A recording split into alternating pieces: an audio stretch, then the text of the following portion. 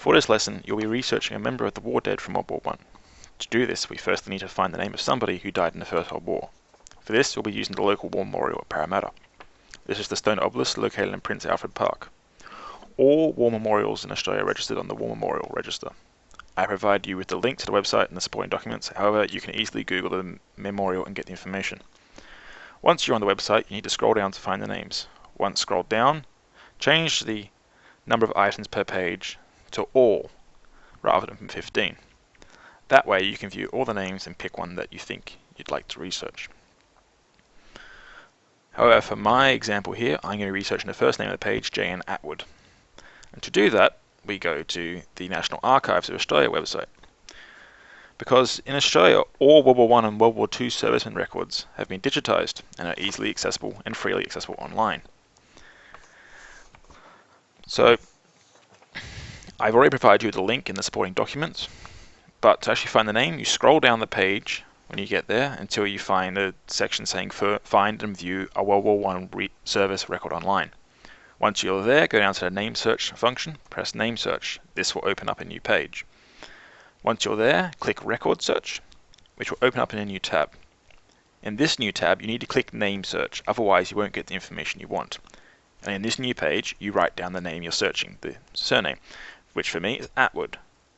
And then you click what category of records, and for me it's World War I Australian Defence Force personnel records. So you click that, and then you click search.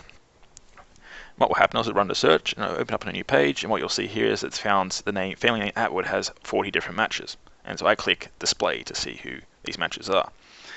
And you scroll down through this page until you find a name that matches the initials from the name on the war memorial. And so we scroll down, and there's only one name that actually matches those records, and that is John Neilson Atwood. So we now know that the man that we're researching today, or at least I am, is called John Neilson Atwood. And to access his digitized records, you press the little paper looking symbol on the right hand side just here. Click that and it opens in a new page. And what you have on this new page are his war records being scanned up by the National Archives. And so going through this page, we can see these names: John Neilson Atwood. He is joining the 17th Battalion. He lived in Woollahra, but he's also he's been listed as somebody who lives in Parramatta on the War Memorial. And you click through these pages, you can also find out that he's not actually married. It's another thing you can find here. And you click through these pages, there's 49 of them, I'm not going to go through all of them, and you can find out other information about him, such as his age, his height, his weight, and complexion, and many other physical features of him, including distinctive marks such as tattoos. You can also find out how he was promoted or how he actually served, and this one says that he served in the 17th Battalion as a private from the 8th to the 11th, 1915. And it hasn't got the end mark there. So he didn't end his service, which we already knew. He died. And so we can click through further. There's a bit more information there. Notice that it says the Australian Imperial Force because it hadn't been called the Australian Defence Force yet. And you can scroll through and then you find his casualty form, which is actually fairly easy to keep track of what happens with people when you have these forms, because it lists the ship they leave for, where they got on, where they got off. So you can see he got on in Alexandria and he got off at Plymouth. Alexandria is in Egypt, where they all trained, and Plymouth is in England, and where he would have been before he got stationed off to Europe. And as you can see, what happened to him, he's in England for a little while, and then he goes over to Belgium, and then he's in hospital. Because he was poisoned by what it looks like. And then he was later again in hospital later that year because he got influenza, which is the flu, which is actually very, very bad during the First World War. When you click the next page, you can keep seeing what happened to him. He got discharged, and then he went to Rouen, and then he got discharged to battle. He got into battle in France with his unit, rejoined, and then he died in action. And so now we can see what happened to him, that he died on the 5th of the 5th, 1917. And so once we're done there, you can either minimize that page, you can keep reading through the records, but just for this example, you can minimize the page, or you can keep searching, or you can exit. And so knowing that about him, that his name's John Neilson Atwood, we can search a few other items about him.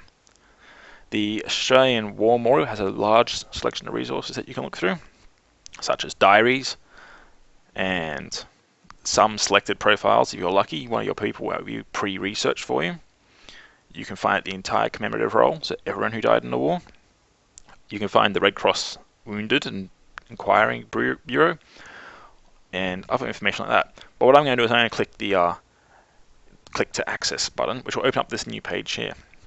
And in this new page, you can search the War Memorial records. And so I'm going to search John Neilson, which I type into the box, and I click underneath Major Conflicts, First World War. I click search. And what pops up with this page is we suddenly get a picture of the man. Other areas that you can look at are on the previous page, such as the Wounded and Missing Bureau files for Red Cross. If we search those files for John Neilson, we actually find the information about his death. And there's a collection of information written by various soldiers he searched with. And so we look at John Atwood, and then we just search, because there should be one there. So John Neilson Atwood is the only option when we search this one. You click this, and you can click a View a digitized record,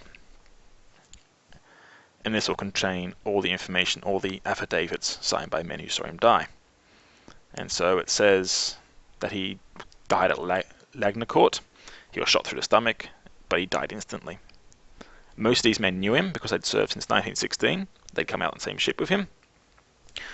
And if you read through the records, it turns out that none of them actually stayed there to see him get buried, because they got moved out 24 hours later before he was buried. There are other information you can find out. Now we know his name and his service record. We can look him up on the official War Commission website, War Graves Commission website, which will show you where he's buried. And so if we go to this website, we can look up Atwood, first name, forename John, and put in First World War. And we search, and it should come up with where he's buried. And as you can see on this page, there is a large number of John Atwoods. However, John Neilson, just here, Private John Neilson, died at the age of 27. He is buried at the Villers-Bretonneux Memorial, which if you ever go to France means you can actually go and visit his memorial and see his grave. Other information you may want to try and look up is using the National Library of Australia's Trove website. And in Trove, they have a lot of information, including photos and maps and music and stuff, but what's most importantly there for this is the digitized Australian newspapers. And so in these newspapers you have such things as death notices. So if we look up Atwood JN on the website, if we scroll down to the digitized newspaper section and click All Results, if we look carefully, we'll actually find what says